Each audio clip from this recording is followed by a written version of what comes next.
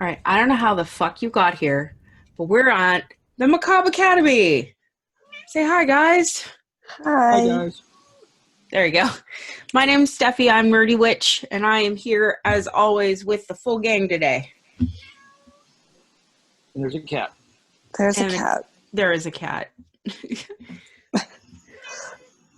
so loud. Here, go ahead. Speak, She baby. just needs love. Speak. She's just purring now. She's got what she wants. Okay. So I am not going to allow for much banter in the beginning of this episode, so I do apologize because it's going to happen What am I here organically. It'll happen. Okay? Listen. I did a dumb thing where I stayed up all of last night and then went to work. So I literally have not been to sleep since Saturday night, and it's Monday now. It's my fault. I did a stupid thing. Okay, look. So I found an apartment today. I'm going to be moving. So at some point, we're going to miss an episode or two because I don't know how long it's going to take for internet to get hooked up in the new apartment. So in this life transition, I was worried that I did Tara dirty because I made her wait and wait and wait. And I'm like, oh shit, I don't have enough notes. I didn't even finish my one book for this. I sat here and typed 20 pages last night because something the fuck is wrong with me. I didn't think I had enough, and now it's a two-parter, so strap in, guys. It's serious. Kev, you holding on to your tits? You ready for this? Let's rock and roll. Or as they say in the streets, let's fucking go. Yes. Okay, so this is the long-awaited Changeling episode that we promised, I don't know, somewhere in like the third episode, and here we are at 23? Like 20 episodes later? We're trash. Completely. But I hope it is worth the wait. I liked that somebody said, maybe we should do an episode on this, and the few listeners that we have, like, hung on to it. So that makes me really happy. So we're going to start off with simple, okay? Encyclopedia Britannica is my buddy, okay?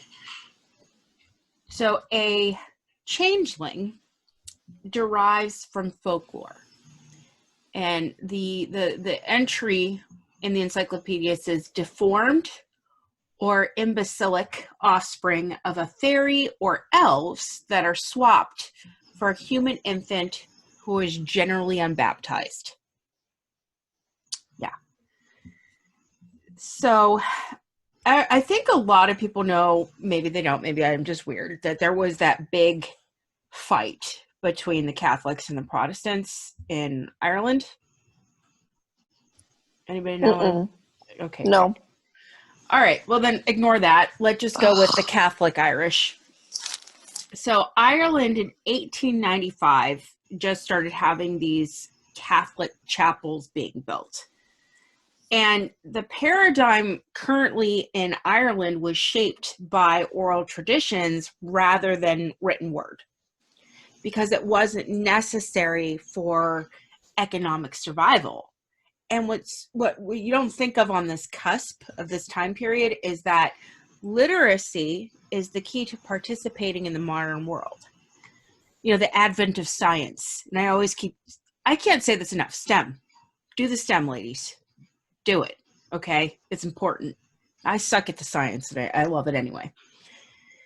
So anyway, you start to see scholars coming in. You start to see them doing the writing thing of all these oral traditions. The National University of Ireland had the Department of Irish Folklore with a collection assembled and cataloged all of these stories since 1927 onward. So that means I have a lot of fucking stories, okay?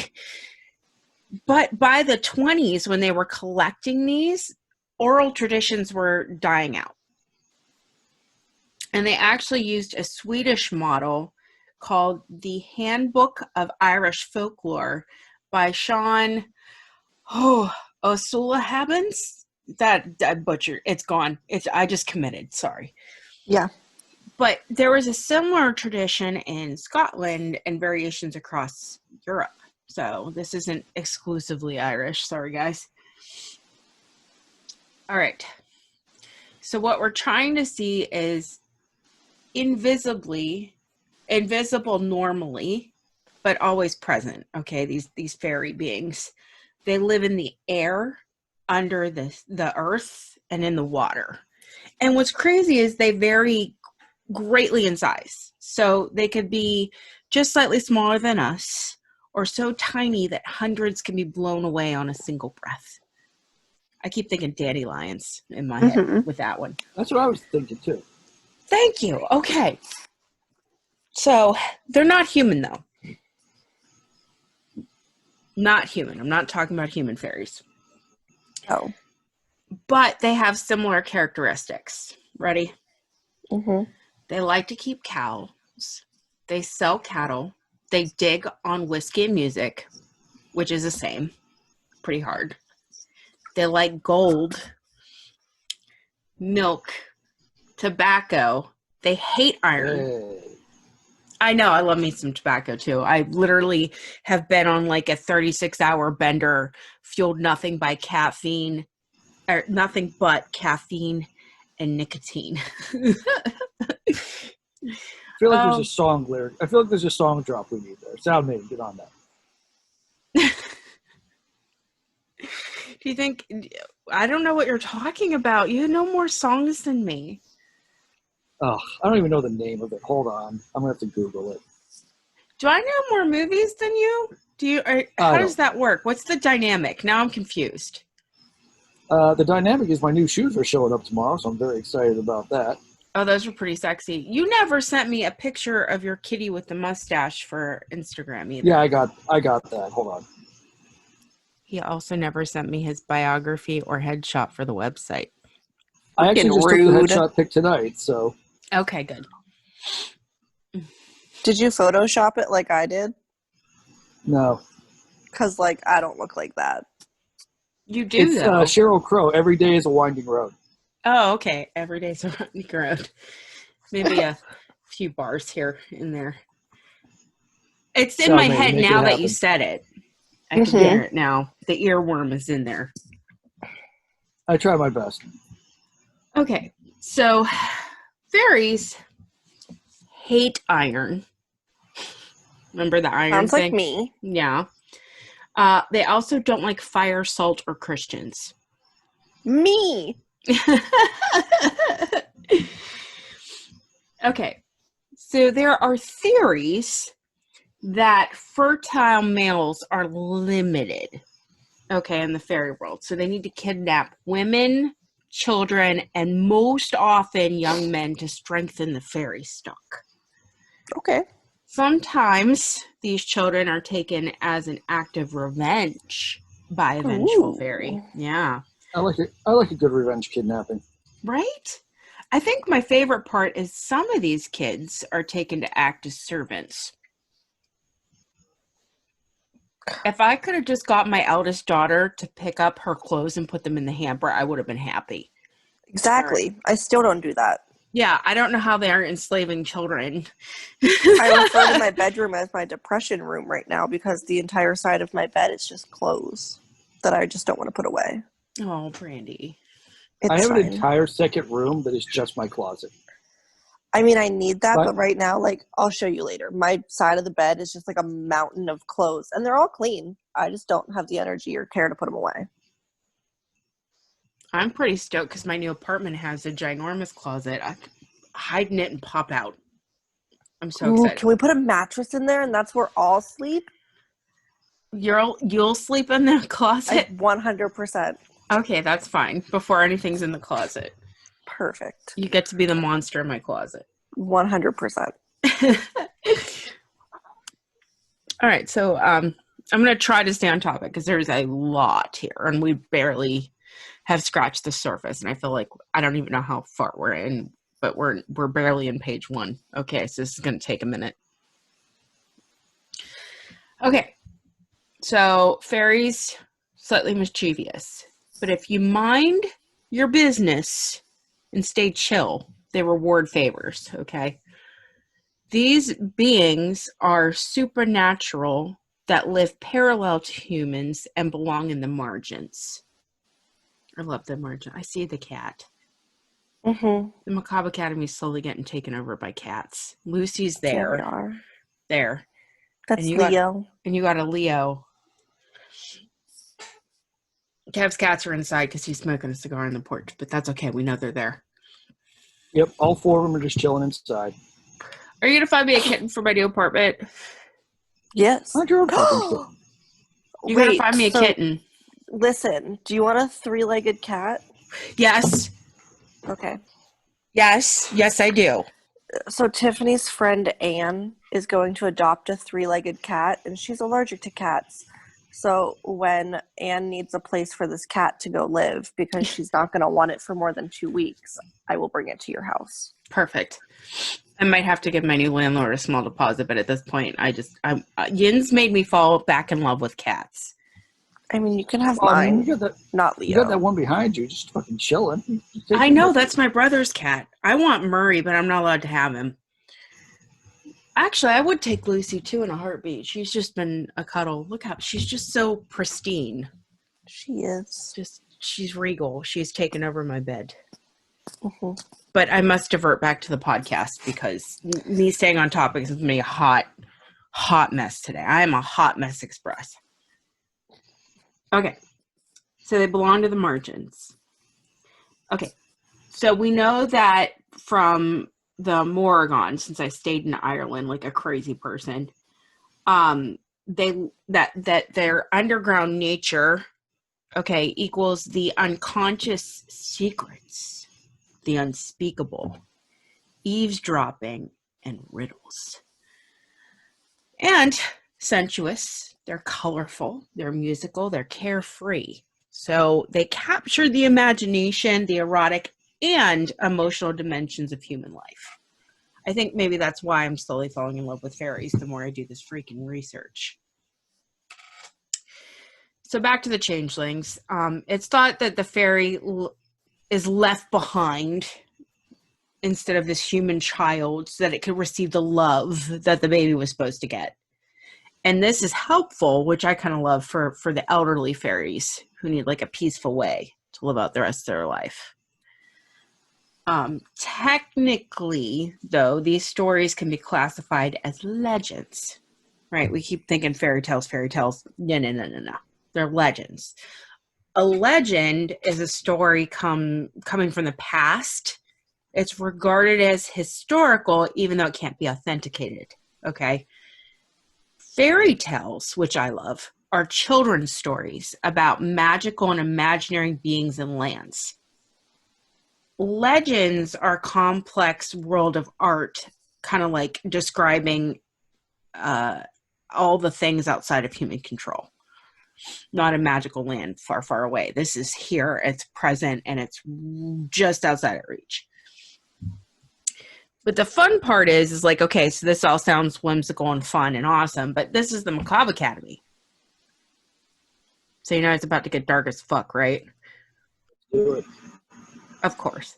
So here is your content warning. There's kids violence against children. If you do not want to hear it, please peace out, because that's like the entire rest of this episode. We love you, but if you could fast forward to the end of the episode and then just catch the end of it to give us those listens, really appreciate you. Yeah, I want the weird but true for this one. I cannot wait. I got a good one. Okay. Well, actually, we're going to have to wait. I'm going to have to learn patience here. Okay. So these fairy lores, these changelings, okay, in reality are any child that was deformed, sick, or paralyzed, often suffering from birth defects. And this was called fairy struck. And in reality, there was an easy label assigned to these children because they were problematic to families who were caring for them. Now, I found this article written by D.L. Ashman at the place I went to college, the University of Pittsburgh. Now, this one's circa 1997. I was 2 years old. I was going to say, is this as old as you? So he found this off it. I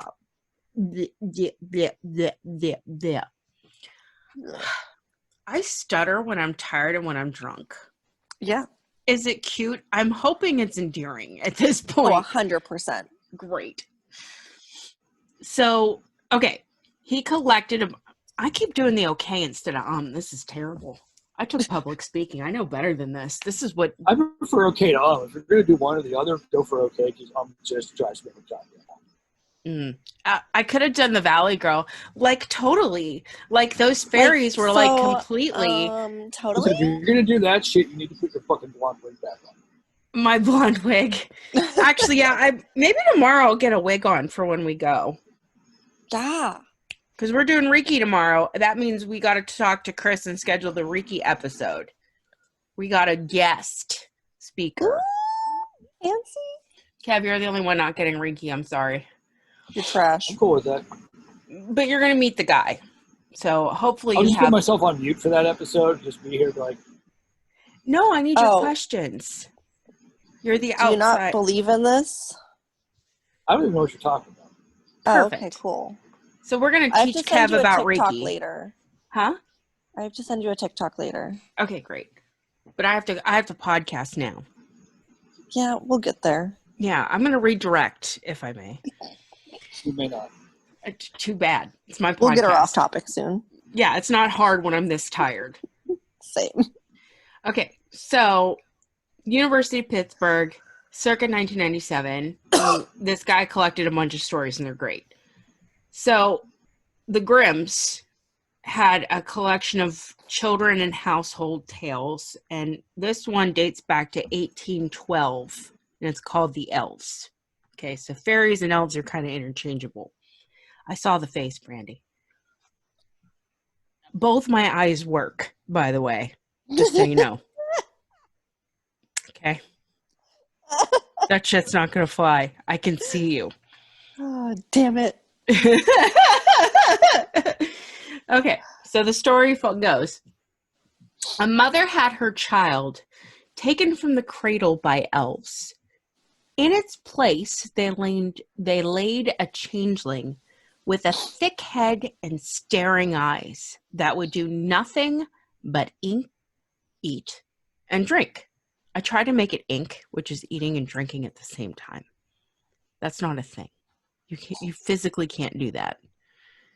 Brandy muted herself, so I will continue. Because Tiffany just walked in, and I don't want loudness, that's all. Thank you. Hi, Tiffany.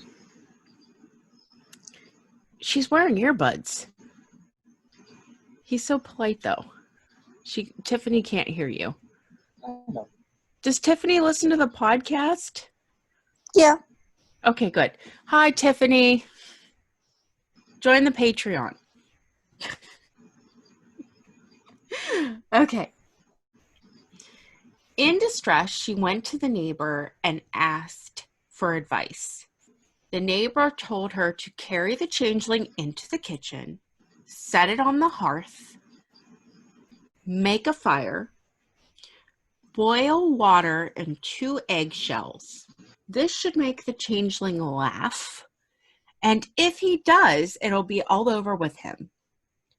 The woman did everything just as the neighbor had said. She placed the eggshells filled with water over the fire, and the blockhead said, "Now I am as old as the western wood, and I have never seen anyone cooking in eggshells." And he began laughing about it. And when he laughed, a little band of elves appeared. They brought forth the rightful child, set it on the hearth, and took the changeling away. I thought that they were going to, boil the child Well, at first, and I was really disgusted. I was not okay with that. What'd you say, Kev? I said, that sounds like some good eating right there. Right? Baby's tender, right? That's what veal is. It's baby cow. I hate it. No, I want a full-grown cow. I want the red meat, and I still want it mooing. Okay, let the thing live for a little while. Its aged meat tastes better. Brandy's face. Okay. So I have another true story about changelings out of Poland. Okay, but this is from 1580, so it's even farther back. So this one is not being read from the children's book, so it's a Steffi version, so you might want to hide the kids, okay? Hide your kids, hide your wife. This is my version of the story, okay? So you're getting my version, not word for word.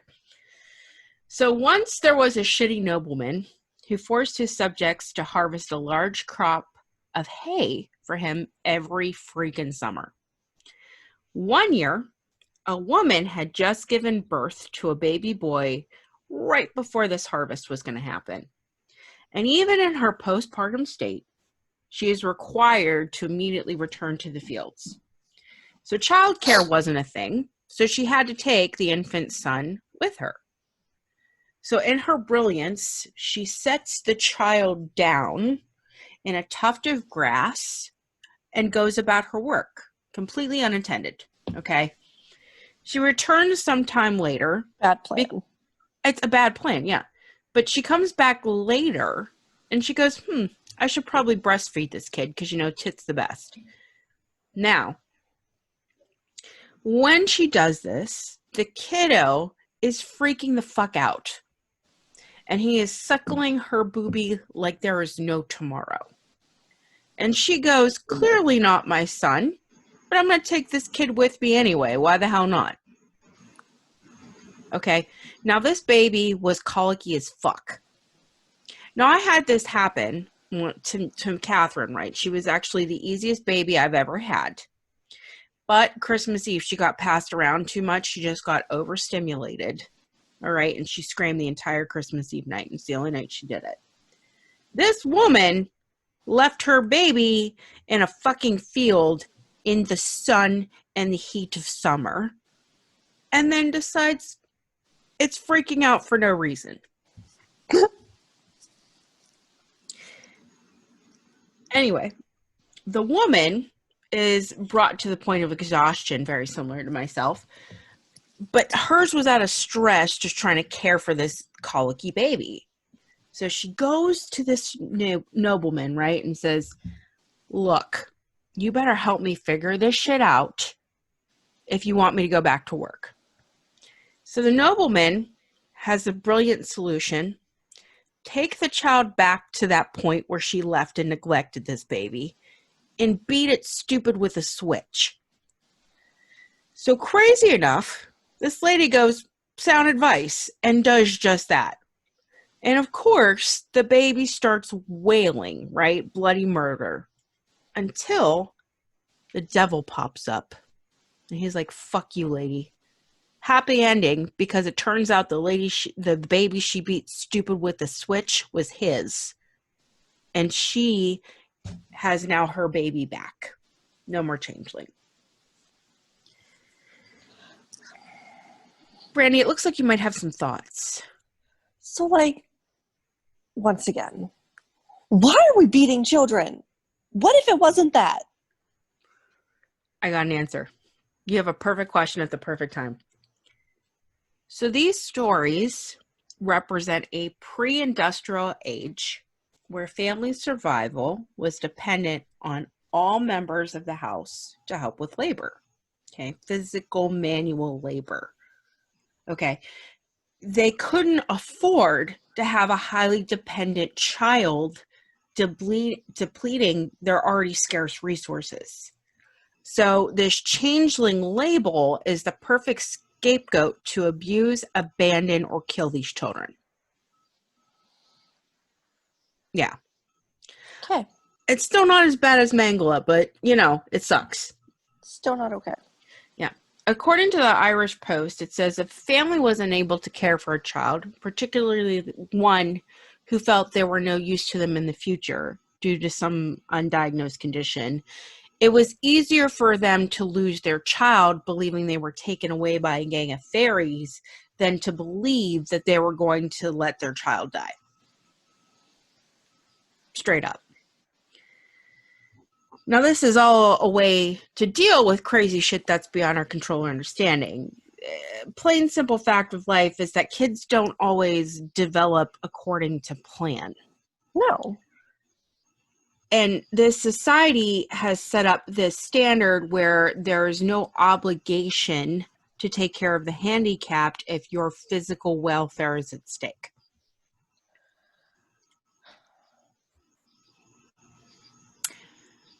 So, this means we're looking at infanticide as a fact of royal living. I hate Rural. this. I know, hang in there. But this is a sacrifice for the greater good. Kevin, do you know any other cultures that might have done such a thing? I think I just might. I've watched 300 a couple times. I think I'm up to date on this. That's my notes. It says, "This is Sparta," literally. It truly is.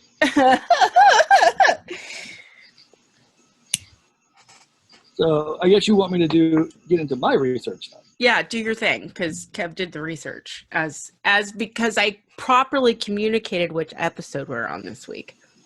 Yes, you did. Unlike last week where I was taken completely shocked. That was my fault. My bad. It was still a great episode, though. I enjoyed it immensely. But, I was like, oh, shit, I am on completely the wrong episode. I listened to that this morning, and I still laughed at the Batman script out loud. Oh, my God, that was hysterical. That was so good. And then I heard it again, and I laughed again. Oh, man, that was hysterical. Sometimes Batman, all times orphan. I think the best part is the coupon for the parents that is expired. Yes. Oh my God. That part was unbelievably funny. All right, but you got to tell us about infanticide in Sparta. Sorry, Kev. All right. So, from birth until about the age of 7, the kids lived with their parents. It was raised by their family so they could overcome their fears as a child. They accompanied their father to the dining hall to learn the ways of the culture. It's basically like a military mess, so that kid's fucked up.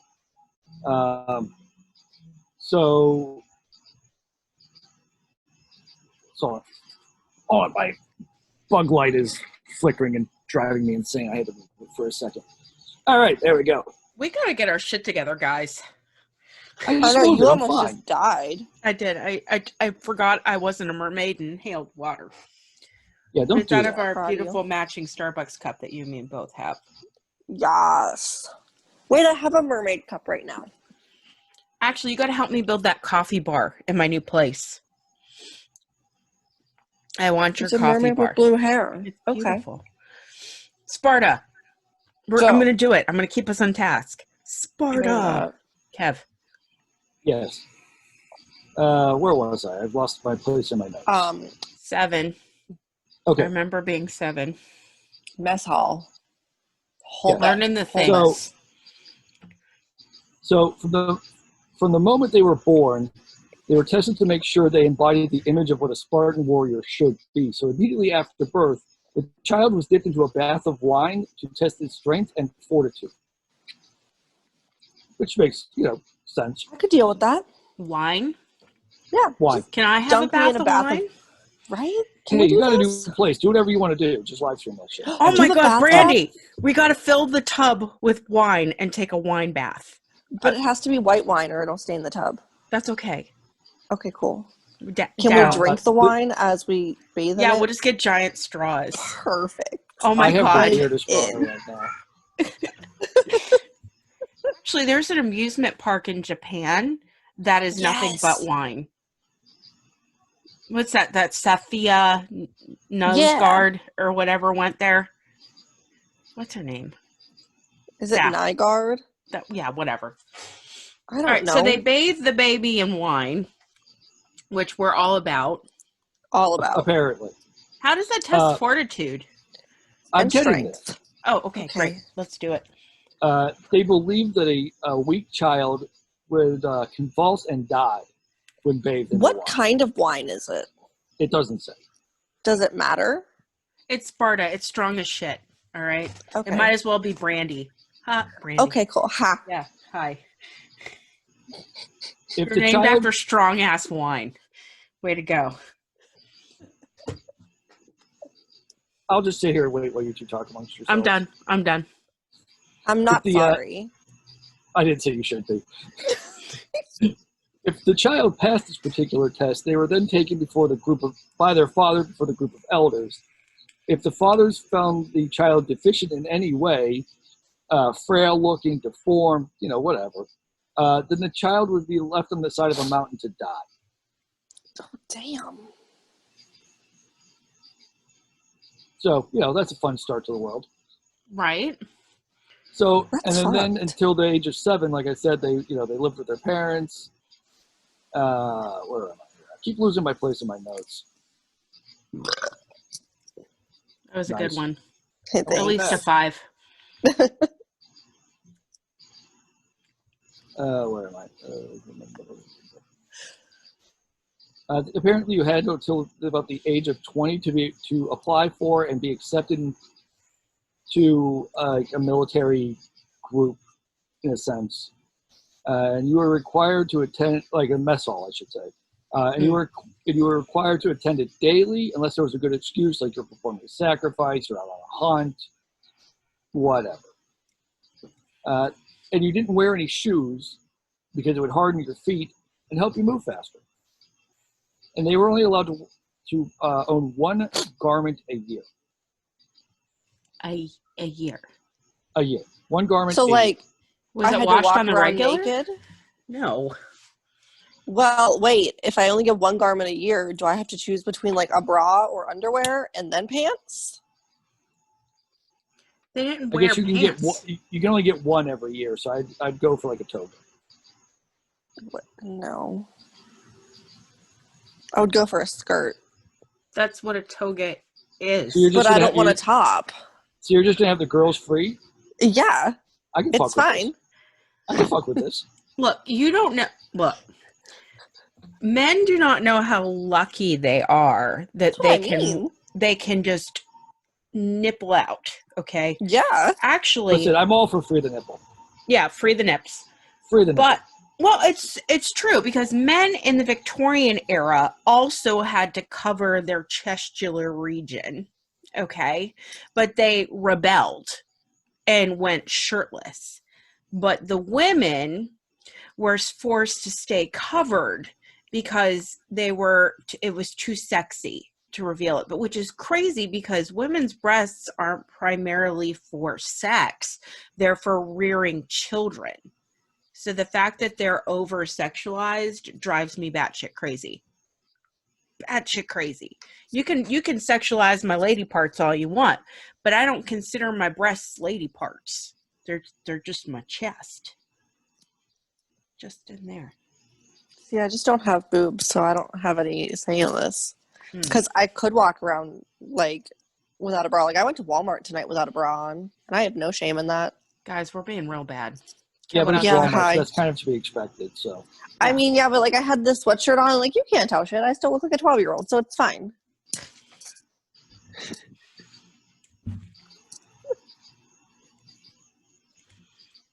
Do you have any more notes?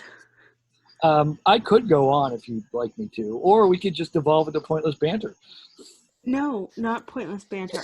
I stayed up all night on this. Listen, Okay. I think this is going really good, so let's just keep going. I should have started with the banter so I let it get out of your systems. It's never going to get out of my system. You know what? The second part's going to be better. It always is. So after the homeschooling age, which was up to 7 years with your family, then you went and joined the a word I'm not going to try to pronounce. And that's kind of like the educational system where the boys were enrolled. And after you go to this educational system, you never live with your parents again. You're just gone. So after 7, you just never live with your parents again? Never live with your parents again. You're gone. You're a ward of the state, essentially. Nice. Yeah. You lived in groups with about 60 other boys, which is another word I'm not going to try to pronounce, so sorry, y'all. It was run by an older Spartan youth, and he was kind of like the teacher. He was around like 20. Who helped develop them into warriors, and they would eat with the others. They would eat with the older Spartan at their home, and they would give them quizzes and songs of war and history. They would play ball games. They would ride, swim, study dancing, and wrestling. and they slept on beds of reeds to strengthen and desensitize them to pain. And they were also regularly whipped. I mean, I like getting whipped on the regular. And if you cried out during these whippings, you were whipped more until you could suffer in silence. Don't fucking touch me. I'll murder you. I thought the point was to get the noises out of you if you get whipped. Like, And this don't lasted until fucking you come were near 16. me. 16. Yes. That's not so bad. So from 7 to 16, you were repeatedly whipped until you could deal with it without crying out. That's Yeah, 9 but, like, fucking years of being whipped. Yeah, but how long do you think it took before they were like, fine, if I don't talk, if I don't say anything, like, it'll just, like, not be as bad? You want to find out? I mean, listen, I won't cry out, but the second I don't make any noise, you can't whip me again. I got this.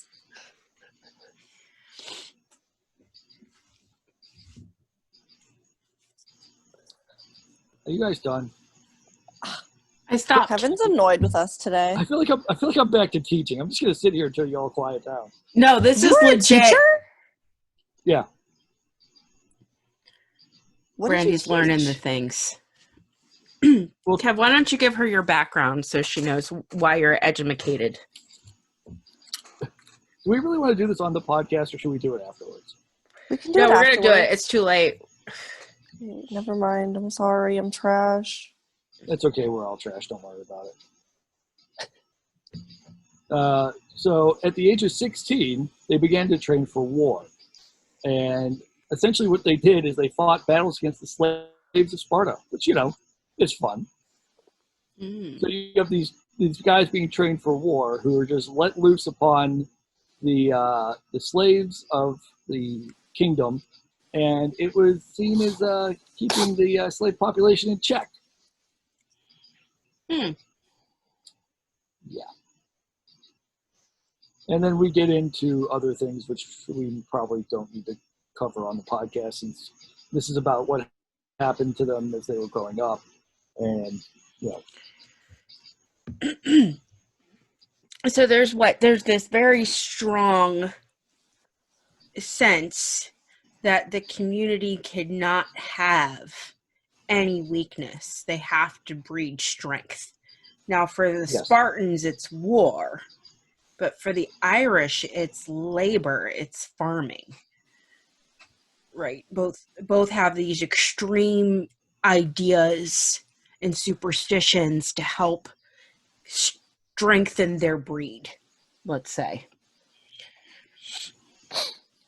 But so these are primitive answers to the dilemma that parents have with these deep spiritual beliefs or whatever.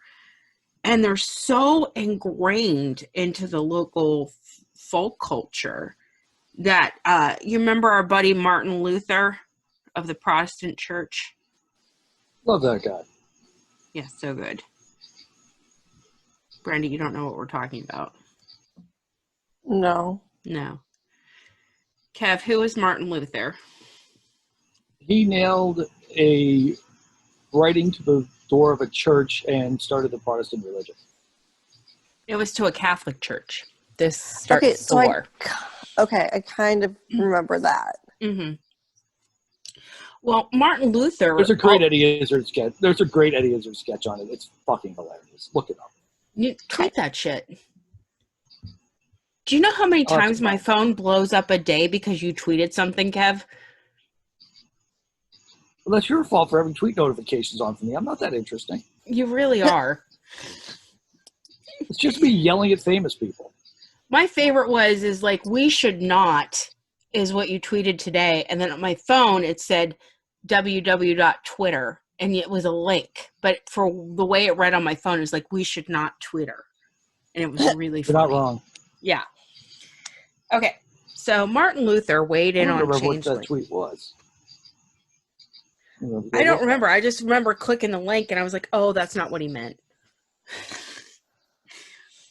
All right. So Martin Luther weighed in on changelings, and there is evidence that he was also a true believer of these fairy beliefs and practices. Fae origins may lie with Lucifer and his followers that were expelled from heaven, and that's why they're so jealous of Christians and mean them harm. However, they're not completely shitty because fairies also wish to return to heaven. Above all, right, they must have enough blood to write their name to return to heaven, but they often come up short. It's also thought that Satan caused malformed babies. So the devil's work was to place these changelings in exchange for healthy kids on like the regular. Changelings were regarded to not possess a human soul. So you could basically get away with treating that empty that empty sack of flesh any way you wanted to. It's okay. It wasn't a person. There's no soul there. My dad said that about dogs. I almost punched him in the face. I would have kicked him in the balls. Yeah, he said dogs don't have souls. He's like, I love dogs, but they don't get to go to heaven because they don't have souls. I'm like, Daddy, you're crazy. Nobody's going to your heaven. All dogs go to heaven. Yes. All dogs go to heaven. And apparently most cats, if they're not possessed by the devil. So none of my cats got it. Mm-hmm. So the overwhelming message of fairy legends is that the unexpected may be guarded against by careful observance of the society's rules. This is encompassing things like child rearing, boundaries of norms, acceptable behaviors, and breaches show how ethics become forfeit. Okay. This is where we get into these crazy suggestions coming from neighbors, noblemen, the church.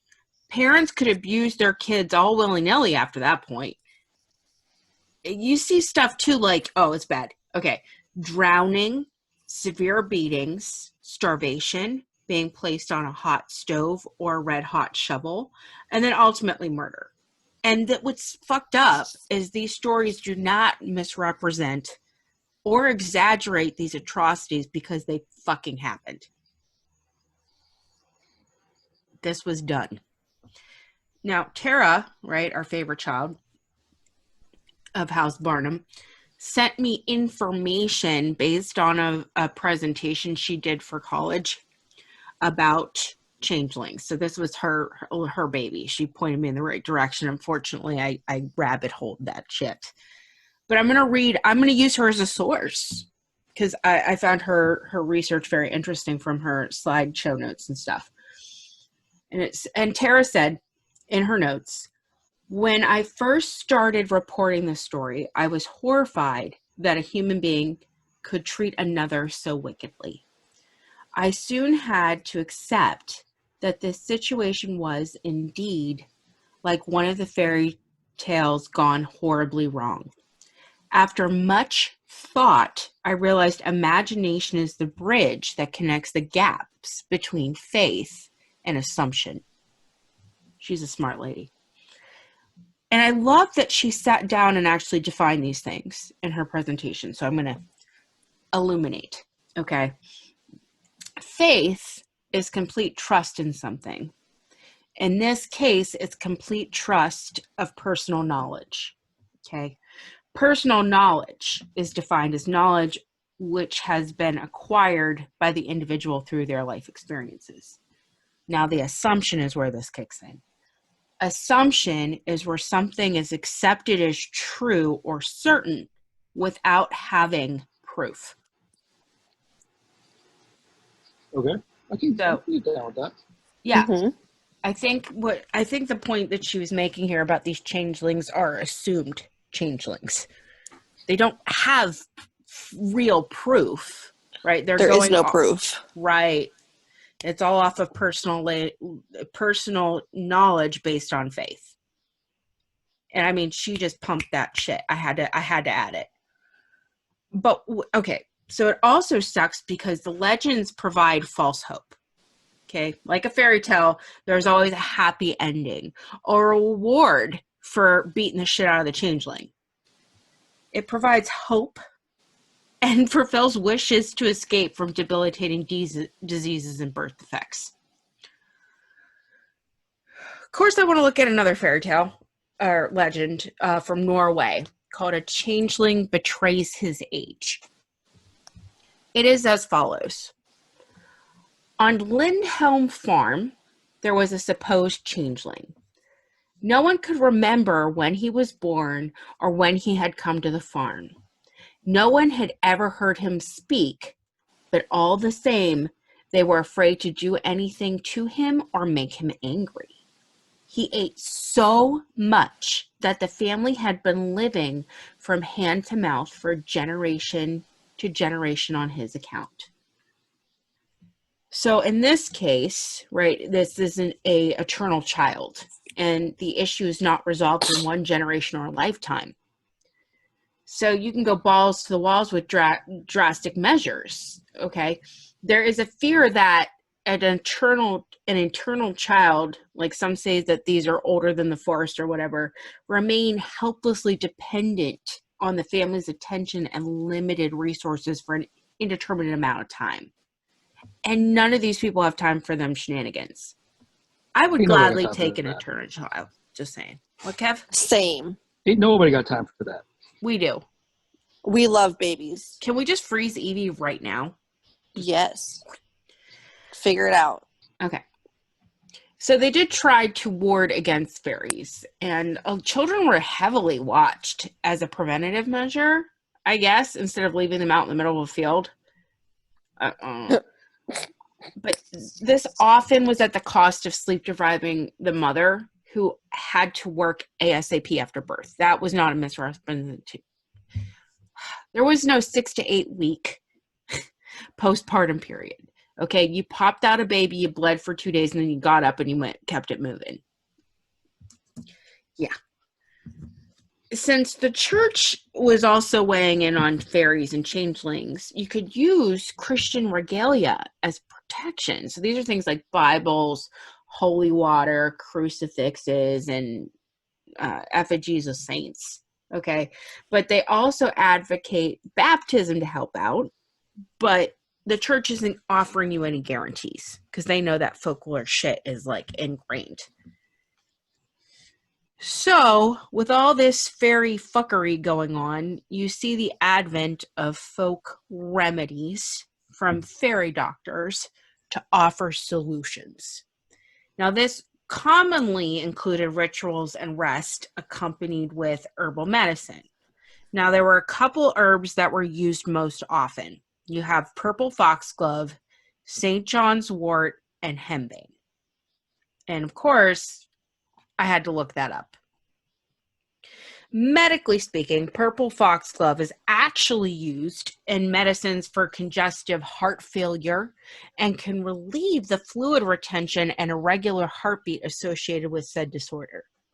And now I personally have used St. John's wort in my pain balm, so I'm all about this herb.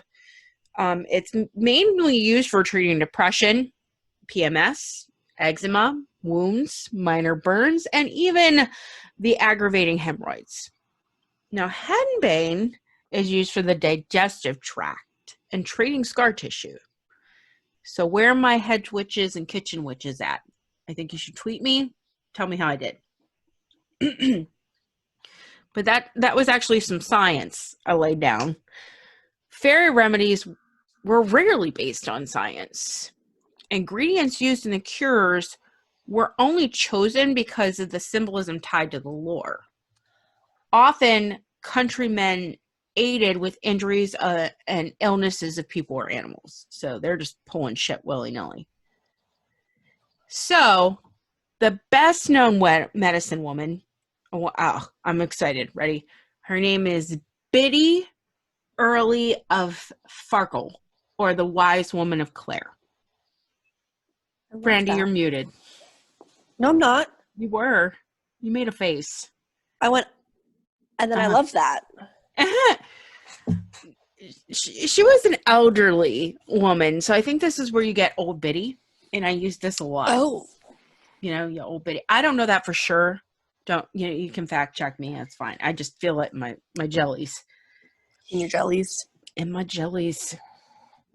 She was an Irish herbalist who offered assistance to her neighbors and the animals. And she was incredibly insightful and intuitive. which helped her recognize and understand people's needs and then choose an appropriate yet creative measure to address them. At some point, okay, Biddy acquired a bottle that became as famous as she was. And it was a scrying bottle, and it contained some sort of dark liquid. When considering possible cures for her visitors, she consulted said bottle. And she took this thing with her everywhere. And it was even with her when she died. Her cures are the main reason she became well known. And her strong personality was another factor. So she's a little sassy like Brandy, I feel like. So she went against the disapproval of local tenant farmers. And as a result, the Catholic priests accused her of witchcraft. Hello. Of course they did. Every time I think of this, I think of that really great girl doing the makeup. Don't let the men know we can shapeshift or they're going to call the church. Yes. That always makes me think of that. The church hated this shit because folk medicine was secretive and performed without invoking God. So it was defiant of their authority. Oh, fairies. No, they're not sitting there like, Jesus, expel the fairies. Okay? Yeah. The church would have preferred that, I think. In 1865, they actually formally accused Biddy of witchcraft under the Act from 1586. And she was brought before the court in Ennis. It looks like penis without a P. So I think that's right. I feel like I've heard that before. Yeah. I want it to be penis so bad because I never grew up. No. This would have been unusual in the late 1860s. Okay. And there were a few people that had agreed to testify against her for the witchcraft charge, but they backed out. And then she was released for lack of sufficient evidence. Now, she had a very she had this very strange set of doctrines that she prescribed to.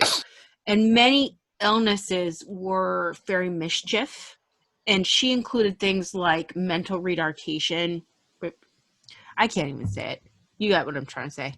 Failure to thrive and polio. English actually derives the word polio from the Irish poxy. It's like poc, P-O-C. Space. So why is it always polio? I don't know. Like like okay, that's all. Everything's always polio. Yeah, you said a thing about the polio before. I can't bring the peanut butter, you can't bring the polio, but like why is it always polio? I don't know. Well, she considered strokes to be fairy strokes, even though they're actually paralysis from a cerebral hemorrhage. Postnatal depression was called fairy fever, which was causing delirium. And she also included tuberculosis, sepsis, and anorexia. Okay, cool. That's all. It's all fairy shenanigans. Cool. All of it. The only way for her cures to work was to follow her directions exactly to the T. So if it didn't work, that means you done fucked up somewhere. That's a good way to make that work. Mm-hmm. Like, it's not my fault. You fucked up. Pretty much. It removes liability. Oh. This kind of folk magic at this time was also corroborated by Sir William Wilde. He was a physician and father to the Irish poet Oscar Wilde. That's why I know the name. Okay. Mm-hmm. He collected stories as payment for services rendered to the country residents. And his widow later published these stories, but I couldn't exactly find the fucking name. Okay. It was in the Bork. Yeah, sure. It was in the book that I was researching with, which I'll get to. It's called The Burning of Bridget Cleary, but it didn't tell me the name of the Sir William Wilde book that his widow published. So Madhouse Points, if you can find it for me. In this book, there's a note number 53 on tuberculosis. I'm going to read the entry.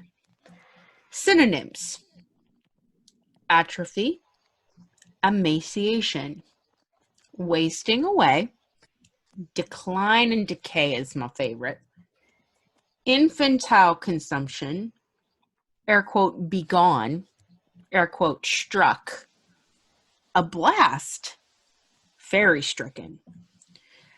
It was frequent and fatal up to 10 years old, regarded as changelings when attempts to be healed by fairy doctors. That's his note. Now, Wilde also described a story of a man in Kerry that thought his son or child was a changeling, and he roasted the child alive. But he wasn't charged. He was deemed insane. I did not find his name. It's just in the Wilde accounts. Now, so like, is there a special place in hell for those people, or like, do they still go to heaven because they thought they were doing okay? Well, hang in there. We're going to look at a few more cases and then you tell me. Okay, because we're almost through this episode. So in the Burke book, I found a Morning Post article from July 1826 by some guy named Thomas Crofton Croker. There was a lady named Anne Roche, or Roche, take your pick, who drowned her 4-year-old son, whom she named Michael Lay. Her act of homicide was done to the fact that the child couldn't walk or speak. So she also considered him fairy struck. Okay. And she was acquitted of all charges because she was regarded as a crazy lady just trying to figure out a way to cure her son. At the time, right, all these crazy crimes elicit leniency from the courts due to superstitions, even though they were strange to the people in power. Just like they're weird to us. They got a pass.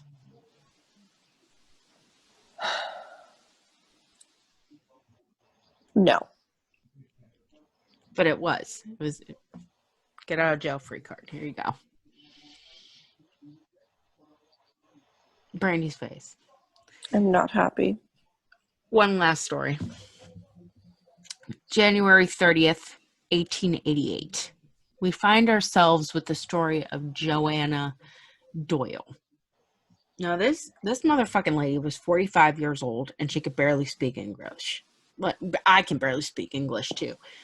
But she can barely speak, the Queen's English. And she had been admitted to Killarney Asylum because she murdered her 12-year-old son, Dennis, for being an epileptic idiot using a hatchet. And what's fucked up, I see your face, it's worse. Her husband and her 3 older kids helped. She said that Dennis was an imbecile and not her son. He was the devil, a bad fairy. And her 18-year-old daughter, when she was questioned after her mother was admitted to the insane asylum, was not shocked that her brother had been murdered because she believed he was a fairy because his mother said so.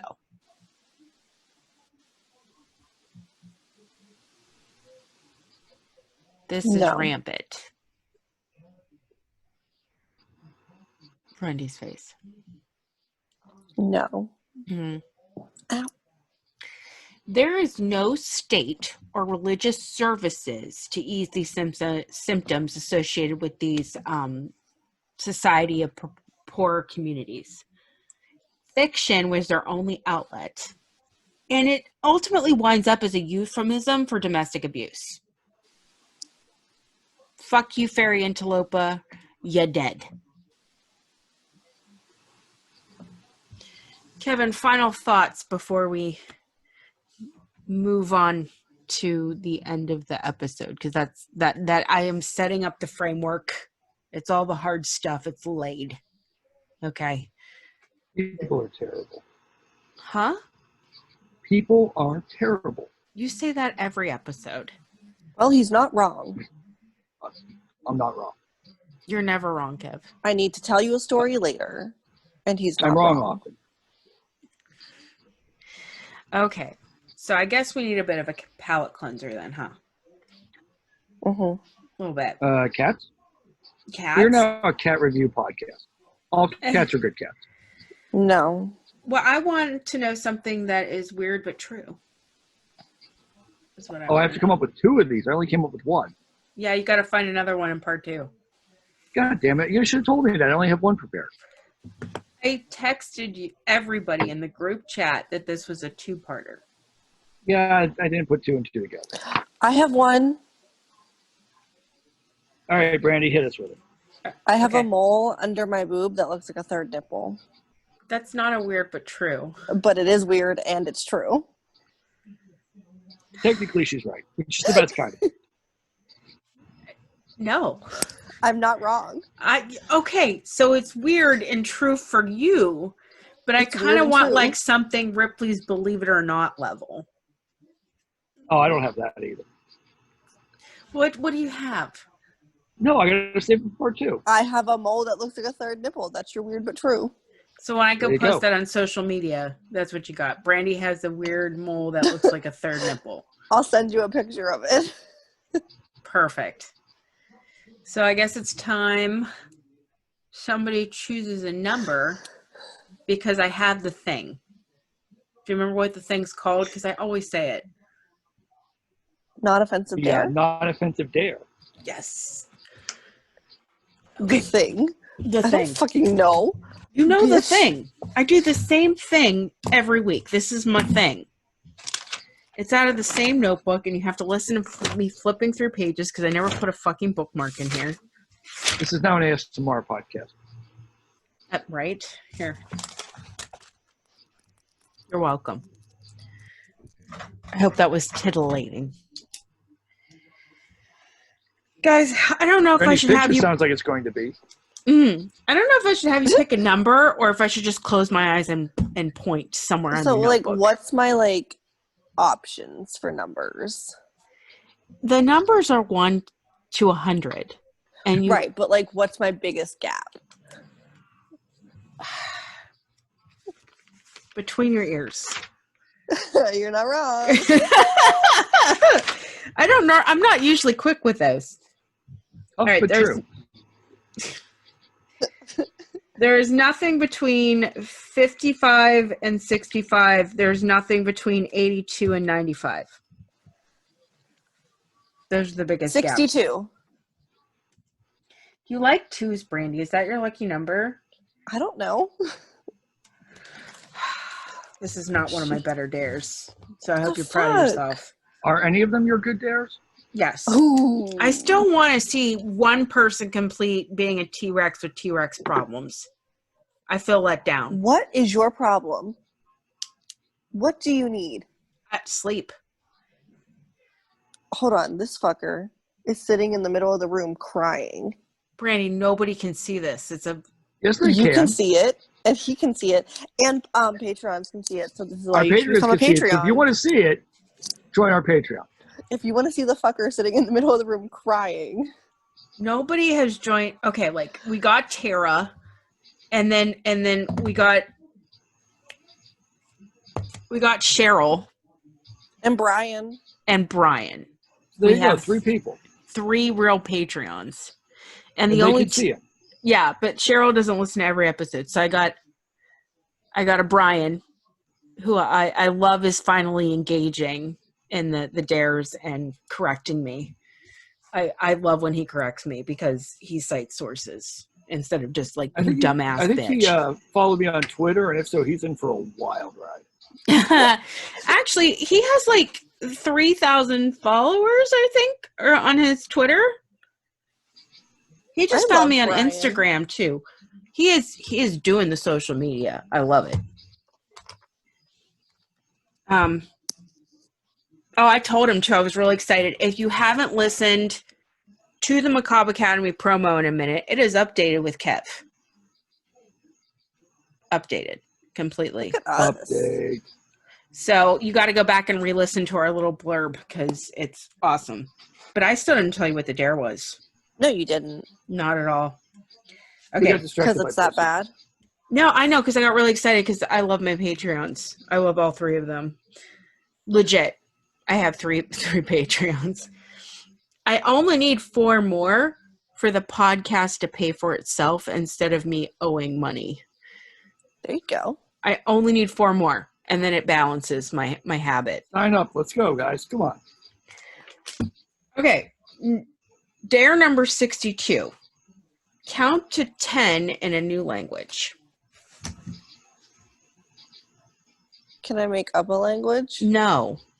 Oh. Like I learned, it's the easiest way to start doing a language. Like they always start you out with numbers. Like I took Ich spreche ein Deutsch. I apologize for my accent, but it's 1, 2, 3, 4, 5, 6, 7, 8, 9, 10. Again, sorry for my accent, but that's like the easiest way to just start learning a new language is just counting. That's what we do with kids, right? Like A, B, C, D. 1, 2, 3, 4, 5. That's the thing. So maybe you should just pick up something. I don't care if it's Swahili. Just try to learn to count to 10 in a new language. And if you could just send me a little video or a blurb of that'd be pretty cool. That's you trying a new thing. It's a non-offensive dare. It's safe. Okay. Brandy, have you ever taken another language? Yeah, I took a whole bunch, but now I can't remember how to say anything in any of them except for bitch. So, like, I'm sorry. Priorities. Priorities. Got our 8th grade French teacher fired for teaching us how to say fuck you, bitch. Kev, do you know how to count to 10 in another language? I could probably muddle my way through some Spanish. So I can count to 3 in French. That's where Okay. I'm stuck. Count. God damn it, guys. Count. I didn't know you wanted us to do it. Oh, wait. 1, 2, 3, 4, 5, 6. I'm at 6.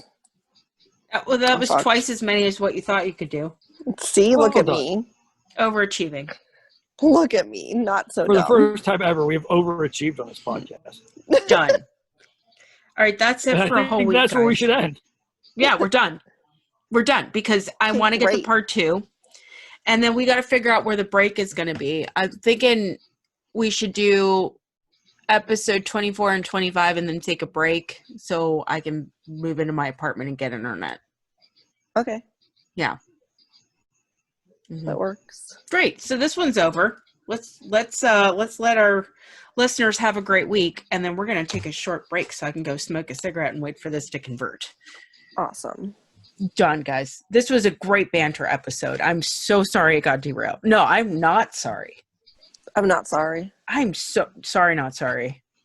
I'm a white man. I'm sorry for everything. Fair enough. Kevin, no. You know what's really weird too? Let me throw this in at the end of the episode. On my way home in my delirium, I decided it's a good idea to put YouTube on because my Spotify wasn't working, and I love Leo, that guy that makes everything metal, and his beard in 3 different videos were in various stages of groomed, and it made me like pine to see Kev's beard. I was literally fantasizing about the shape of your facial hair all the way home. Like the Viking vibes. I decided that if I am to date another male, it better be some strong ass Viking vibes or Nordic. I still have that shit. picture somewhere from when you braided my hair. I want to braid it again. It's I so know. much longer now. I have short hair, I know, but I have an obsession with men with long hair. I want all the hair. It's so much longer now.